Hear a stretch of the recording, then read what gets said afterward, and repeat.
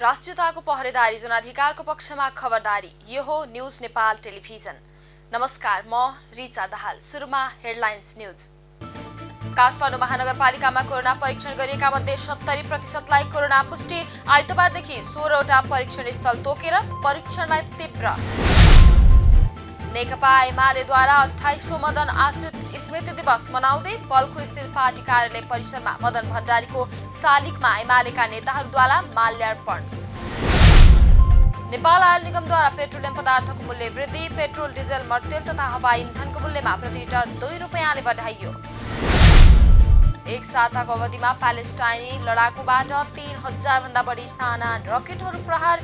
प्यालेस्टाइनको गाजा क्षेत्रमा एकै दिन 42 जनाको मृत्यु, 1200 भन्दा बढी घाइते। र स्पेनिस ला लिगा फुटबलमा रोमाञ्चक जित निकाल्दै एथलेटिको मड्रिड लिग तालिकाको शीर्ष स्थानमा कायम। अन्तिम चरणको खेल जिते उपाधि पक्का। सेल्टा भिगोसँग 2-1 ले पराजित भएसँगै बार्सिलोनाको लिग जित्ने सम्भावना समाप्त।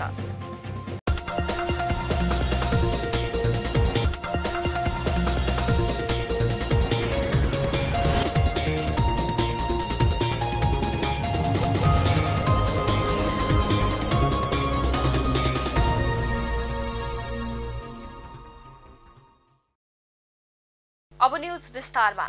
सुरु गरौं कोभिड-19 को संक्रमण बढ्न थालेपछि पछिल्लो समय काठमाडौँ महानगरपालिकामा कोरोना परीक्षण गरेका मध्ये 70% पुष्टि भएको प्रसंगबाट। कोभिड-19 को संक्रमण बढ्न थालेपछि पछिल्लो समय काठमाडौँ महानगरपालिकामा कोरोना परीक्षण गरिएका मध्ये 70% पुष्टि भएको छ। गत शनिबारसम्म स्वाब संकलनका लागि 5वटा केन्द्र बनाएर काम गरिरहेको काठमाडौँ महानगरपालिकाले हरेक दिन संक्रमितको संख्या बढ्दै गएकाले आइतबारदेखि 16वटा परीक्षण स्थल तोकेर परीक्षणलाई तीव्र बनाएको छ।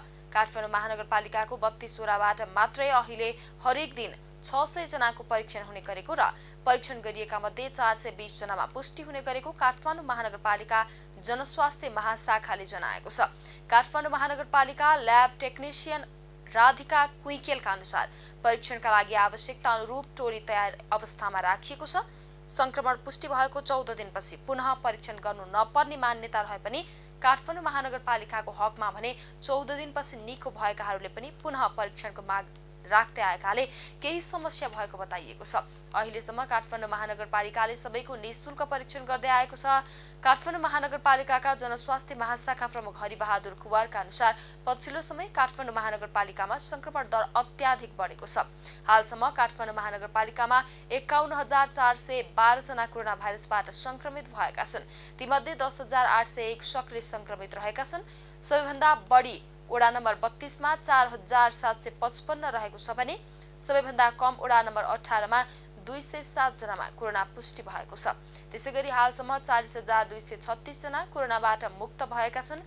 कोरोना संक्रमणका कारण 345 को मृत्यु भएको छ।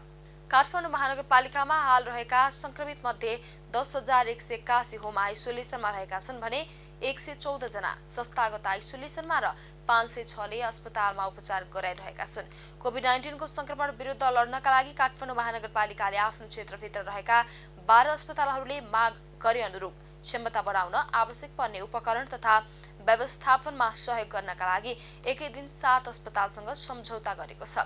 यसअघि काठमाडौँ महानगरपालिकाले वैशाख 24 गते सम्झौता गरेर त्रिभुवन विश्वविद्यालय शिक्षण अस्पताललाई 10 स्थान भेन्टिलेटर उपलब्ध गराइसकेको छ।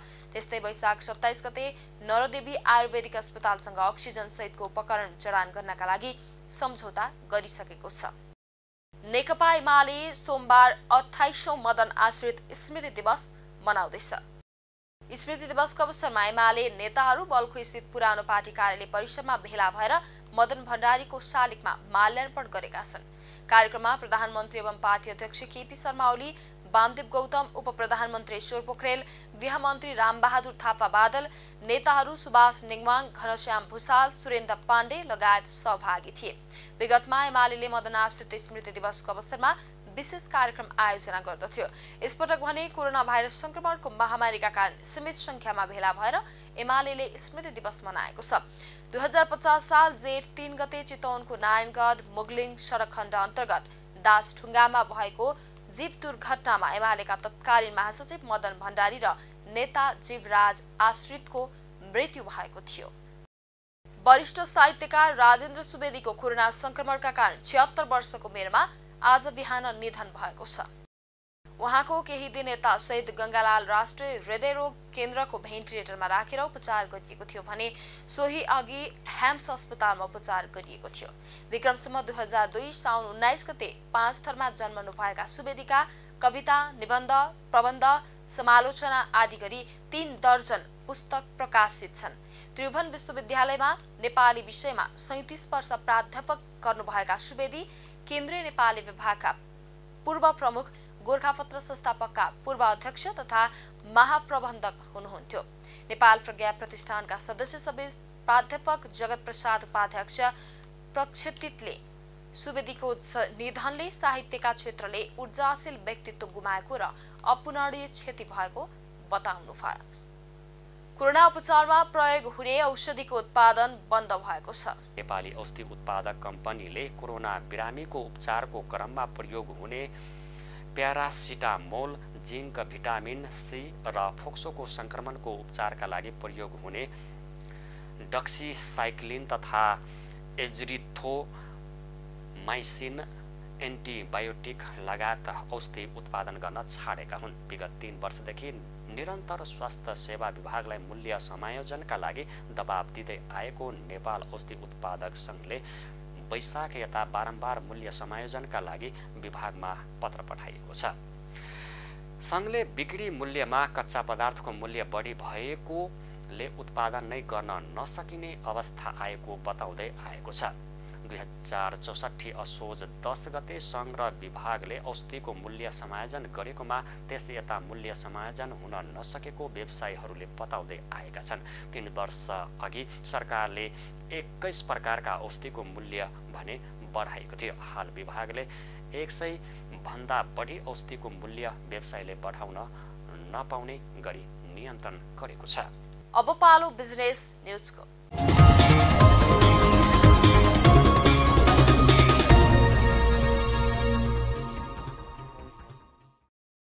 नेपाल आयल निगमले पेट्रोलियम पदार्थको मूल्य बढाएको छ। बार रातिदेखि लागू हुने गरी पेट्रोल, डिजेल, मट्टीतेल तथा हवाई इन्धनको मूल्यमा प्रति लिटर 2 रुपैयाँले बढाइएको हो। अब पेट्रोलको प्रति लिटर 123, डिजल, मट्टीतेल 106 र हवाई इन्धनको 78 रुपैयाँ पुगेको छ। एलपी ग्यास तथा अन्तर्राष्ट्रिय उडानका लागि प्रयोग गरिने हवाई इन्धनको खुद्रा बिक्री मूल्य भने यथावत राखेको निगमले जारी गरेको विज्ञप्तिमा उल्लेख छ। मूल्य वृद्धि गरेको अवस्थामा समेत निगमलाई प्रति लिटर पेट्रोल 8 रुपैयाँ 56 पैसा, डिजेलमा 4 रुपैयाँ 46 पैसा, ग्यासमा प्रति सिलिन्डर 375 रुपैयाँ 13 पैसा घाटा रहेको निगमले जनाएको छ। अब पालो इन्टरनेशनल न्यूजको।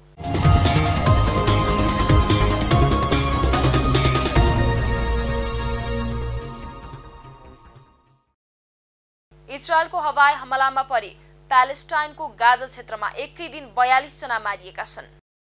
प्यालेस्टाइनी अधिकारीहरूका अनुसार इजरायलबाट भएको लगातारको हवाई हमला तथा गोलाबारीमा परि हिजो 10 बालबालिका र 16 महिला समेत 42 सर्वसाधारण मारिएका हुन्। इजरायल र प्यालेस्टाइन बीच विगत 1 हप्तादेखि चलिरहेको युद्धमा हिजोको दिन सबैभन्दा रक्तपातपूर्ण भएको गाजाका अधिकारीहरूको दाबी छ।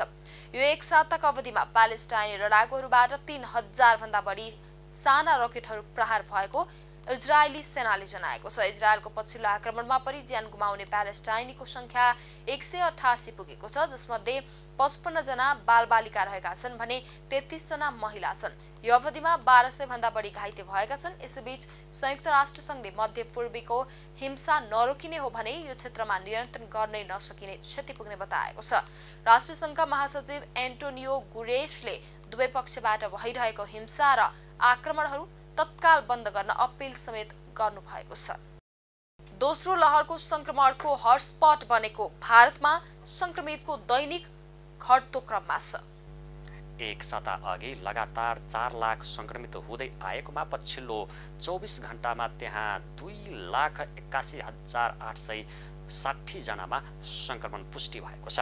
संक्रमितको यो संख्या आइतबारको तुलनामा करिब 30,000 कम हो। आइतबार 3,10,822 जनामा संक्रमण भएको थियो। यसअघि भारतमा पहिलो पटक वैशाख 18 मा कोरोना संक्रमितको दैनिक वृद्धिमा 4 लाख नाघेको थियो। पछिल्लो वृद्धिसँगै भारतमा संक्रमितको कुल संख्या 2,49,64,925 पुगेको छ। भारतमा सक्रिय संक्रमितको संख्या 35,22,905 छ। संक्रमण मुक्त हुनेको संख्या पनि दैनिक बढ्दै गएको छ। पछिल्लो 24 घण्टामा मात्रै 3,78,571 जना संक्रमण मुक्त भएका छन्। यो सँगै भारतमा 2,11,67,609 जना संक्रमण मुक्त भएका छन्। संक्रमितको संख्या घट्दै गए पनि मृत्यु हुनेको संख्या भने घट्न सकेको छैन। केही दिन यता भारतमा दैनिक 4,000 हाराहारीको मृत्यु भइरहेको छ। त्यहाँ एकै दिन थप 4,092 संक्रमितको मृत्यु भएको छ। पछिल्लो विवरणसँगै भारतमा मृतकको कुल संख्या 2,74,411 पुगेको छ। अब पालो स्पोर्ट्स न्यूजको।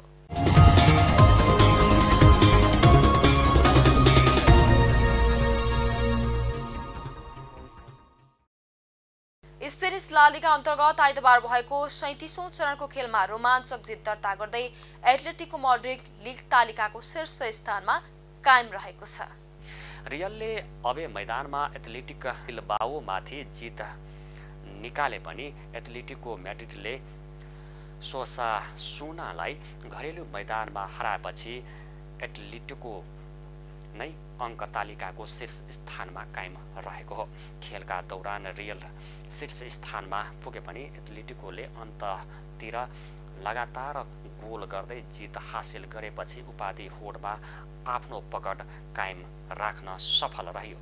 एथलेटिकोले घरेलु मैदानमा सोसासुनालाई शानदार पुनरागमन गर्दै 2-1 ले हराउन सफल रह्यो। यता रियलले एथलेटिको बिल्बाओमाथि 1-0 को जित निकाल्न सफल रह्यो। पहिलो हाफ गोलरहित बराबरीमा रहेपछि रियलले दोस्रो हाफमा अग्रता लिएको थियो। यस्तै अर्को खेलमा बार्सिलोनाले सेल्टा भिगोसँग 2-1 ले पराजित भयो। कप्तान लियोनल मेसीले पहिलो हाफमा गोल गरे पनि बार्सिलोनाले 10 मिनेट पनि आफ्नो अग्रता जोगाउन सकेन। अङ्क तालिकामा एथलेटिको मैड्रिडको 83 तथा रियल मैड्रिडको 81 अङ्क छ। बार्सिलोना भने 76 अङ्क सहित लिगमा तेस्रो स्थानमा छ। बार्सिलोनाको लिग जित्ने सम्भावना पनि सकिएको छ। अब अन्तिम चरणमा एथलेटिकोले आफ्नो खेल जिते उपाधि पक्का गर्नेछ। रियलले भने उपाधि जित्न अब एथलेटिकोले अङ्क गुमाउनु पर्ने समीकरण छ। रियलले अन्तिम खेल घरेलु मैदानमा भिल्ला रियल विरुद्ध खेल्दैछ। एथलेटिकोले अबे मैदानमा रियल भालाडोलिडसँग खेल्नेछ। रियल र एथलेटिकोको अङ्क बराबरी भएको अवस्थामा हेड टु हेडको आधारमा रियल मैड्रिड अघि छ। रियलले यस सिजन एथलेटिको विरुद्ध जित र बराबरी खेलेको थियो। बार्सिलोनाले यी बारको मैदानमा प्रतिस्पर्धा गर्नेछ। हामी न्यूज बुलेटिनको अन्त्यमा आइपुगेका छौं। जाँदै हेडलाइन्स न्यूज पुनः एकपटक।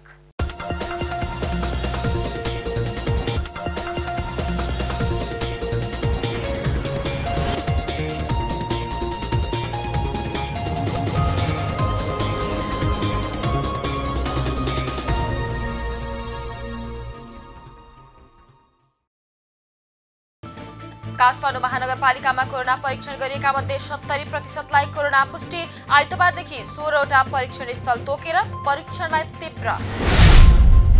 नेकपा एमालेद्वारा 28औं मदन आश्रित स्मृति दिवस मनाउँदै बल्खु स्थित पार्टी कार्यालय परिसरमा मदन भण्डारीको शालिगमा एमालेका नेताहरूद्वारा माल्यार्पण। नेपाल आयल निगमद्वारा पेट्रोलियम पदार्थको मूल्य वृद्धि। पेट्रोल, डिजेल, मट्टेल तथा हवाई इन्धनको मूल्यमा प्रति लिटर 2 रुपैयाँले बढाइयो। एक साताको अवधिमा प्यालेस्टाइनी लडाकुबाट 3000 भन्दा बढी साना रकेटहरू प्रहार। प्यालेस्टाइनको गाजा क्षेत्रमा एकै दिन 42 जनाको मृत्यु, 1200 भन्दा बढी घाइते। र स्पेनिस ला लिगा फुटबलमा रोमाञ्चक जित निकाल्दै एथलेटिको मड्रिड लिग तालिकाको शीर्ष स्थानमा कायम। अन्तिम चरणको खेल जिते उपाधि पक्का। सेल्टा भिगोसँग 2-1 ले पराजित भएसँगै बार्सिलोनाको लिग जित्ने सम्भावना समाप्त।